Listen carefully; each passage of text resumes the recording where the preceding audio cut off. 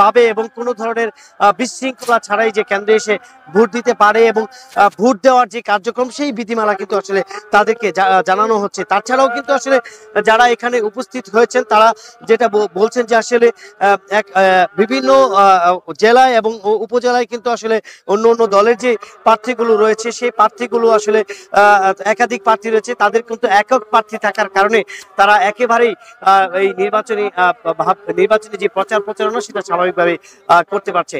এখানে আজকে যে যুব ছাত্র যুব সমাবেশের যে আয়োজন করা হয়েছে সেই আয়োজনে কিন্তু এখানকার যারা জামাত এবং ছাত্র শিবিরে যারা নেতৃবৃন্দ রয়েছে তারা কিন্তু এই মাঠে এবং মঞ্চে এসে উপস্থিত হয়েছেন।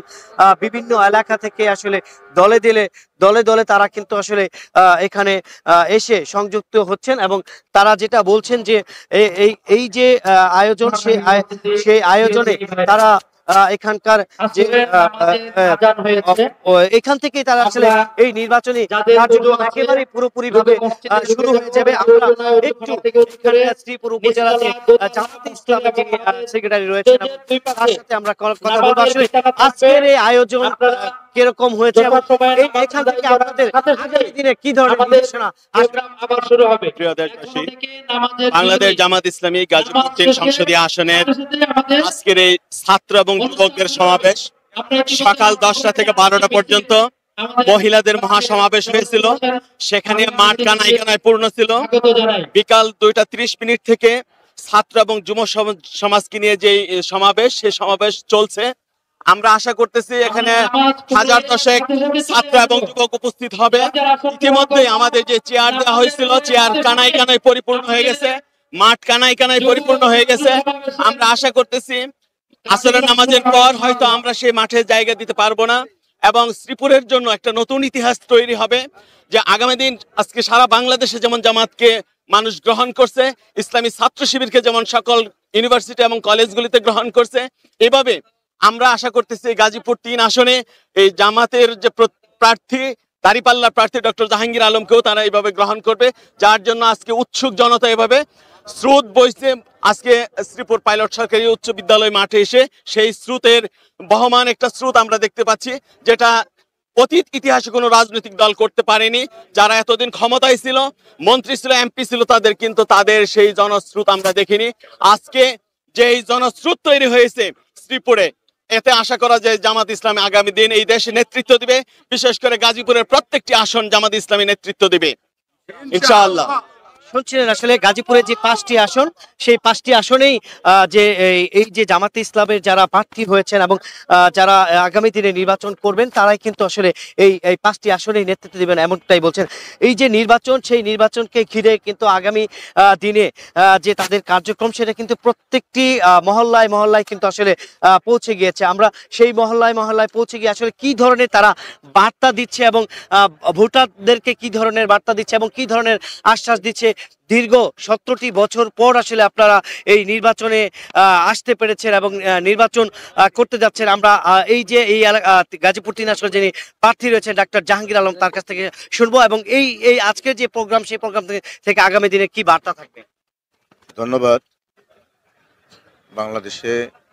বাংলাদেশ জামাত ইসলামী ন্যায় ইনসাফ ভিত্তিক একটি কল্যাণ রাষ্ট্র প্রতিষ্ঠা করতে চায়। তার অংশ হিসাবে আজকের এই ছাত্র যুব সমাবেশ। আপনারা জানেন বিগত স্বৈরাচারের আমলে যারা ভোটার ছিল, তরুণ ছাত্র সমাজ, তারা বিগত 16 বছর তারা কোনো ভোট দিতে পারে নাই। আমরা আজকের এখান থেকে আমাদের মূল মেসেজ হলো যে যারা তারুণ্যের প্রথম ভোটটা যেন এই ন্যায় ইনসাফের পক্ষে হয়।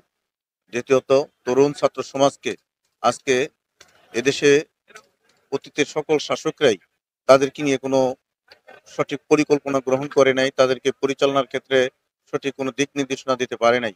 বাংলাদেশ জামাত ইসলামী আগামীতে রাষ্ট্রীয় ক্ষমতায় গেলে তাদেরকে নিয়ে আগামীর বাংলাদেশ সুন্দর করে গড়ার জন্য চেষ্টা করবে। 24-এর গণ অভ্যুত্থানকে সামনে রেখে যে নতুন আকাঙ্ক্ষা সৃষ্টি হয়েছে সেই আকাঙ্ক্ষার ভিত্তিকে একটি সুন্দর বাংলাদেশ গড়ার জন্য বাংলাদেশ জামাত ইসলামী চেষ্টা করবে। এটাই হলো আজকে আমাদের মূল বার্তা। পাশাপাশি শ্রীপুর এবং গাজীপুর সদর উপজেলার এখানকার যে তরুণ ছাত্র সমাজরা আজকে আছে তাদেরকে নিয়ে আমাদের বিশেষ পরিকল্পনা তো অবশ্যই আছে। তাদের কর্ম সৃষ্টি করা, তাদেরকে সুনাগরিক হিসেবে গড়ে তোলার জন্য একটা সুন্দর শিক্ষা প্রতিষ্ঠান আমাদের এখানে নাই, সেগুলোকে এখানে গড়ে তোলার জন্য আমরা চেষ্টা করব। পাশাপাশি আমাদের এই তরুণরা যাতে করে আমাদের বোঝা না হয়ে সম্পদে পরিণত হয়, সেই মেসেজটি আমরা আজকের এখান থেকে দিতে চাই। আমাদের সাথে এখানে ইসলামী ছাত্র শিবিরের কেন্দ্রীয় প্রচার সেক্রেটারি আছেন, ইসলামী ছাত্র শিবিরের সাবেক কেন্দ্রীয় সভাপতি প্রধান অতিথি হিসেবে আছেন। ওনাদেরকে নিয়ে আজকে আমরা আমাদের এই প্রোগ্রাম বাস্তবায়ন করছি ইনশাআল্লাহ। ধন্যবাদ।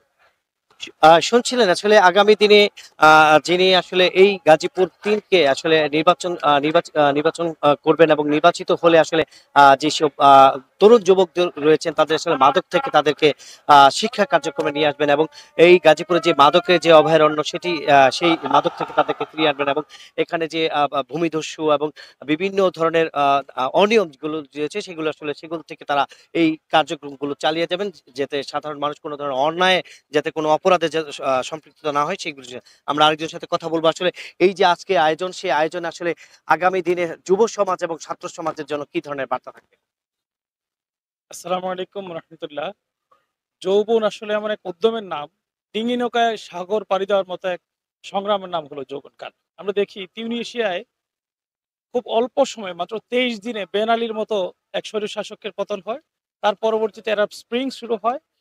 একাধারে 23টি রাষ্ট্র দীর্ঘ স্বৈর শাসকের পতন থেকে মুক্তি পায়। এই ঠিক একইভাবে বাংলাদেশে এক যুবক ছাত্র আবু সাইদ ভাইয়ের শাহাদাতের মধ্য দিয়ে বাংলাদেশের স্বৈরশাসকের পতন হয়। আগামীতে যারা স্বৈরশাসক হয়ে উঠতে চায় তারা এই যুবকদের মাধ্যমে পরাজিত হবে ইনশাআল্লাহ। আমরা এই বার্তাটাই আজকের এই এখান থেকে বিশেষভাবে দেওয়ার চেষ্টা করবো ইনশাআল্লাহ।